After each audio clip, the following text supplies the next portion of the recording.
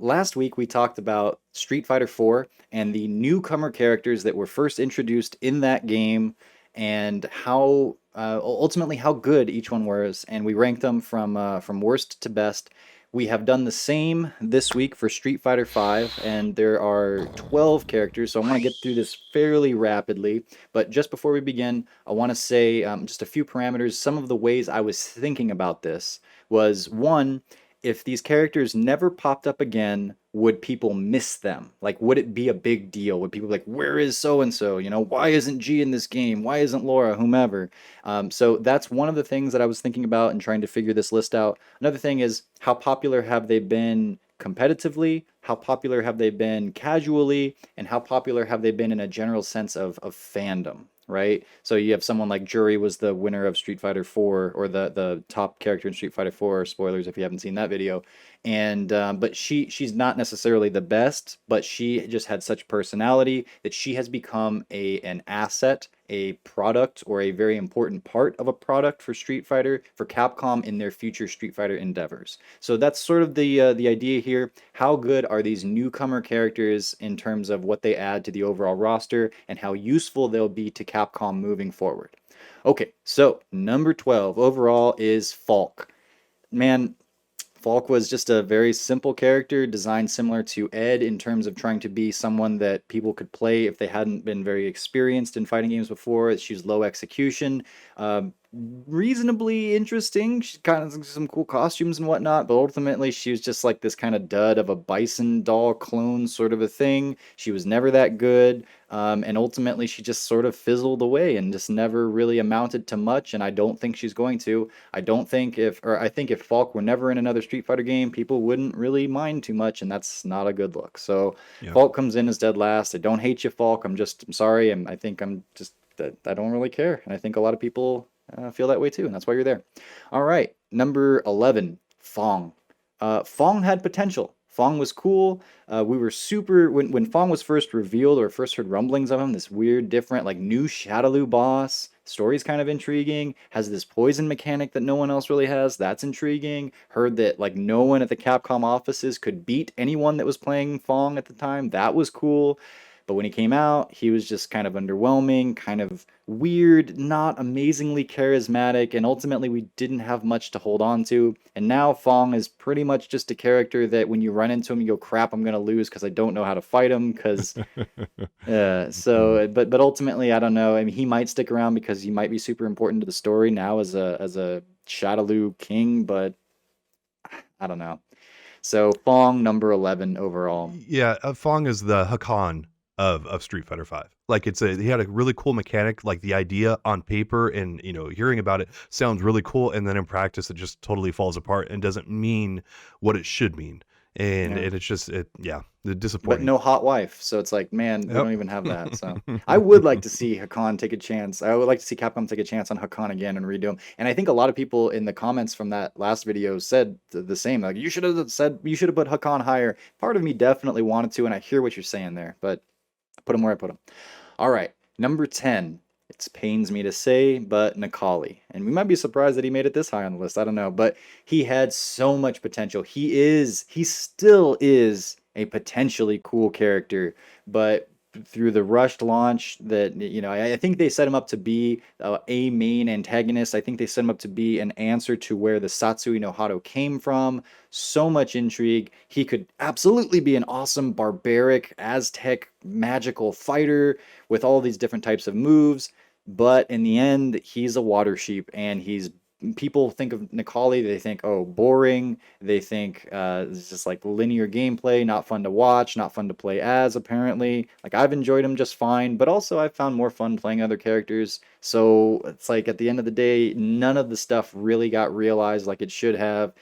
And to the point where I think Capcom kind of redirected and said, "Hey, G's our new boss character of this game. G's our new main antagonist." They didn't do much to qualify that. We don't know much about G's story either. There's a lot of mystery, but as we'll get into it, we kind of care about the mystery of G, and we don't Yeah. really care about Nikali, the tragedy. So lots of potential just left on the floor.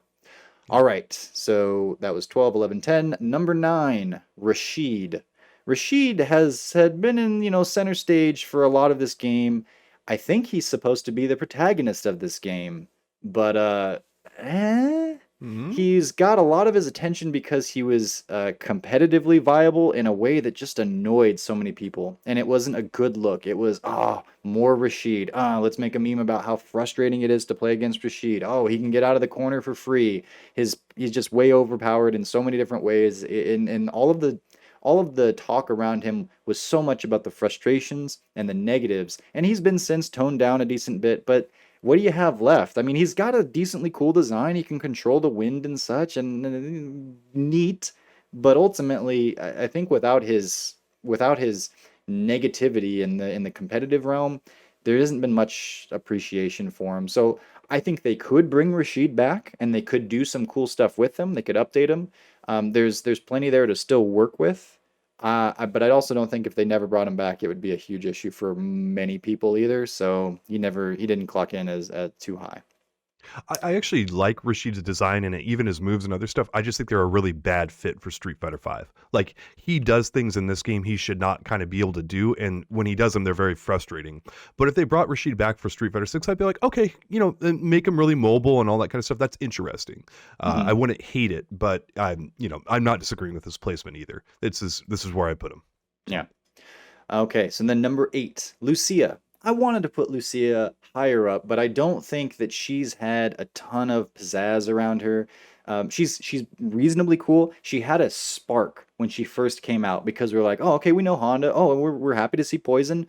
Who's this new character? She's fiery. She sort of reminds us of Ken, but she's got this, tie to Metro City. That's interesting. She's explosive.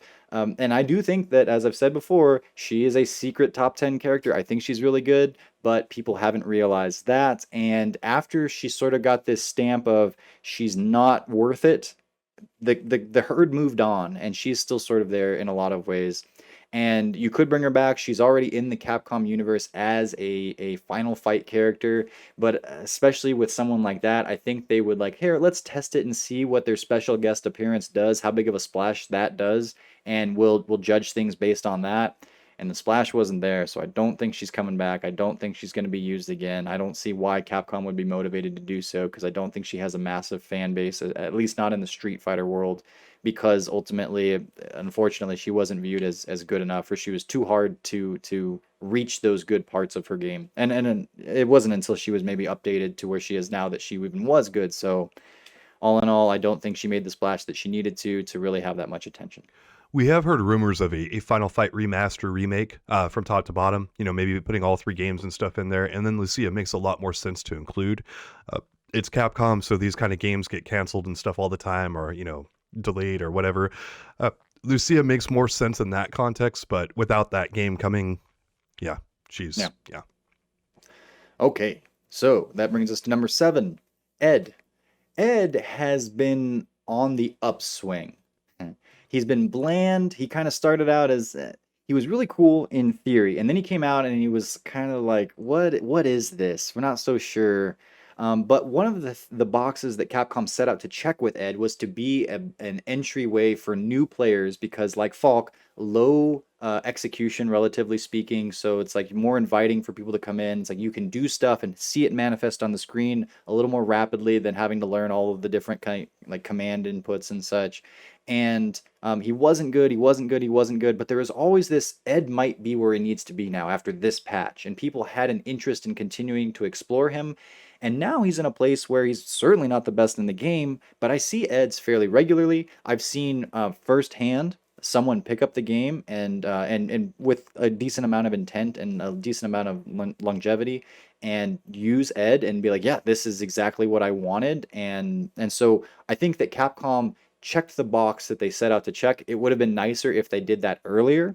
And I wish that they would have kept Ed's like more scrawny sort of stature and made him more about his abilities with like telekinesis and psycho power and such, as opposed to just being another buff brawly kind of character. But all that aside, there's been a decent amount of play. He's relatively intriguing, and they hit the mark that they were trying to hit, even if it was a little bit delayed. So Ed gets up, closer here to the middle of the pack. They could bring him back. I wouldn't lose any sleep if they didn't, but Yeah, maybe. And maybe you can, hash out a meaningful back and forth with Balrog, which is one of the big early kind of draws toward Ed is like, oh, this also develops Balrog's character. And instead of just everything for him being about fight money and women and bourbon, it's like, oh, he has a meaningful relationship with this like sort of child son-like character. And where's Hmm. that going? That'd be really cool. So there's a reason to bring Ed back, but also, middle of the road.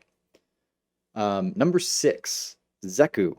Zeku was a really cool idea. The stance difference, it was really neat. He's essentially two different characters, ties back to Guy in a very meaningful way. And Zeku was in the world of Street Fighter, I think back in the Alpha games, right? Like he was referenced in the one of the endings or such. Yeah, he's in And Guy's ending. Yeah. yeah. He ties into this overall story. He's got an awesome connection to Strider and the whole other Capcom IP. And then there were little things like his romance with Laura that the fans kind of took and such. He did really well competitively. You have the likes of is it Angry Bird that played Zeku? Yes, Angry Bird played Zeku. And then also, of course, Infectious taking him to the top 8 at Evo. Some say Infectious even won Evo, but that's up for debate. And because they put his name when Bonchan won, they accidentally Oh, put Infectious's okay. name. Gotcha. I've We'll have to learned show that I that. have to Yeah. qualify all of my jokes, guys, because otherwise you think I wasn't telling a joke. God, it's its own thing. Anyway, so Zeku, he's cool. I say bring him back. I'd like to see more Zeku. I would be interested to see what they do with him, especially if they maintain this old and young. Maybe they could do a similar sort of thing where he's got two modes, but instead of it being old and young, they do some other direction. So it's the same idea, but they play with that part of the character. There's a lot they could do with him. I think he's got a good amount of charisma. So he comes in at number six. Yeah, there's a whole time travel mechanic, and he is apparently another time travel character. I guess that's what he's doing. It's He's young and Capcom's old. yeah, it's Capcom's explanations for stuff. So who knows? But we know that time travel is going to be a part of Street Fighter 6. So here we go, kind of thing. Maybe he has actually tied in with that. Mhm. Number five, Abigail. Abigail was not an easy character to make work in this game because he's massive, so he's already very different from everybody else. And you can do that, but like we've seen before, you give a character something that's that different and you put him in this, pond with all these other characters, and they're either going to float to the very top, which he absolutely did at one point, or sink to the very bottom. And ultimately, I think Capcom's figured out a pretty good way of keeping Abigail relevant, fun to play, and not ridiculously overpowered or underpowered, and I am Hmm. impressed by that. You see a lot of people using him. He's had certainly a competitive presence, and even outside of when it was season three and he was broken, we've still seen people playing him and gravitate towards him. So ultimately, I think that he adds a very specific and different, unique flavor to the roster. They handled him relatively well, and I think people are happy to see him. He's got some quirks about him that are interesting. He's giant and silly and I mean I know you're not a huge fan of his story or that's not the most developed part of him, but as a character, I think they could bring him back, and I think that there are parts of him where like, yeah, okay, bring him back, make him a big body, so you gotta have him, operate in that kind of space, but we're willing to see how you evolve this character, how you use him in a future Street Fighter game, and how he works with the rest of the roster. Again, no easy feat to make someone this different work, but they did it here, and I'm proud of them for that, and I would be happy to see him come back. Yeah, he's like Hugo or some of the other big body characters we've seen. He's got a nice place in the Street Fighter lore. They did a pretty good job with him, and as you said, hard to do. And if you pull off a high difficulty character like him and you make him compelling, that's good. So I Mhm. would not mind seeing Abigail back in the future. Right on. Number four, Laura. Laura, I initially had actually lower, but you know what? She's such a waifu to a lot of people, and that was true right out of the gate. And maybe that's the that's been the main reason that she's had as much charisma as she's had because she's beautiful and such, and we gamers like our waifus. She's been fairly frustrating, competitively speaking, and I'd say that for both Laura players and those of us that play against her because the things that she's good at are frustrating to lose to, but she hasn't been a wildly overpowered character. She had some BS in season two with that knee, and then of course her robbery V trigger, but it hasn't been to the degree that others have been, especially since she was toned down. Uh, Idom has entertained us very thoroughly with Laura, with his competitive ability, and he's shown like a nuanced approach that not a lot of other people have been able to achieve with that character. So that tells me that she's a little more, deep than I might give her credit for. Also, at the same time, she has what it takes to get to like the end of Capcom Cup, so maybe she's really good. I've always subscribed to the idea that Laura has what it takes because of that kind of goofy robbery V trigger. But she is a waifu. She's a decent grappler. She's got a kind of a cool connection back to Third Strike through Sean because she's his sister. And I could take it or leave it if Laura ever came back, but I think that if you just never brought Laura again, you'd have some people that were pretty upset about that. So she could come back and she could do some damage in a good way in future Street Fighter titles. So I think she's ultimately a pretty good character. Colleen, number three. Colleen, she's waifu, not quite to the point that Laura is, but she's there. She kind of came out and we weren't really sure what to think of her. She's sort of different and weird, but as soon as people put the pieces together, she became, competitively speaking, a tour de force and it continues to be. She's not the most popular, but she's decently popular. And I think it's how frequently I see her, both competitively and when I'm like just, playing ranked and such. Ultimately, that she's a character that she's not amazing in any one category as far as I can tell, but she's got like B pluses across the board. And so where Laura might have like a super A plus and then like, a couple of C's, Colleen's B pluses across the board still amount to a little bit more than that in my book. And this was not like the most like I wasn't like Colleen has to be number three overall. I could be argued with in this, but like where things shook out ultimately, you could definitely bring her back. Definitely bring her back. And I almost think that it would be not the greatest not to bring her back. So with all that in mind, number three. Does that sit with you though? Yeah, no, it's Colleen's. I love her moveset. It's a very diverse moveset that Capcom gave her with the ice hails that come on your head, the counters, and then kind of how she plays. She's a very interesting kind of footsie character, and she falls into that. We in the FGC we typically love our footsie characters quite a bit, and to give her as interesting of a moveset as you did and make her based around that, it's a pretty big win. And I'd be kind of upset, especially we know the game is going towards Third Strike, not to have Colleen back. It's like she's got a really good place here in the lore and everything, and she should be up there. Well, we've made it to our top two, and we only have super frustrating characters left. You show my discipline by not just saying, "Well, I don't like playing against these characters, so meh." I still put them in my top two, huh? Number two overall, and I went back and forth with these for a while, but ultimately this is where I'm at. This is how I'm feeling right now, so this is what the list is. Number two is G. G is I don't G is very interesting. Okay, we started with a lot of charisma and intrigue. His release at Capcom, or I'm sorry, his release at Evo with the voice actor dressing up like him, with this like national treasure, kind of like give a bunch of different, influencers these pieces of a puzzle that we put together. It looks sort of like the Declaration of Independence sort of a thing. That was interesting. It was cool. He comes out. He's got a very fun style to play. I will say that. It's fun to do G things, when they work out. Not so much in terms of when you're receiving them, but that has been reasonably attended to. His level up system is not brand new, but it was a cool addition that I think not many other characters really have in this game. It was a nice, kind of gave a little spice to the roster, and he's really intriguing for the story. Mhm. He's now as we said earlier, he's the main antagonist, I guess, like the boss of Street Fighter 5 in a certain sense, although we don't have like any information on him. We know he's got this weird connection to the planet, and that he's like an alien, I don't know. He's got this weird power, like what's his connection to Q? They seem very similar. But the point is, we care. We want to know when this kind of stuff comes up. It's like, what is that? Like, where are we going with this? And I assume we'll have to go to Street Fighter 6 to get some more answers. I'm also not holding my breath because it's Capcom and answers in the story are never a guarantee, but we might, and I'm looking forward to it. So, as much as I've complained, and I think rightly so, about some of G's offensive abilities, ultimately, he's a character that now people are like, yeah, this is cool. I'll have him back. I want to see what happens. I want to see what his story is. And ultimately, he's a good, again, like product or part of a product that they can use to make a product better. So I think they set themselves up pretty well with G. And then that, of course, just leaves Minot, your old main, Mm. as number one. Minot is not the most popular character. People do not really play her.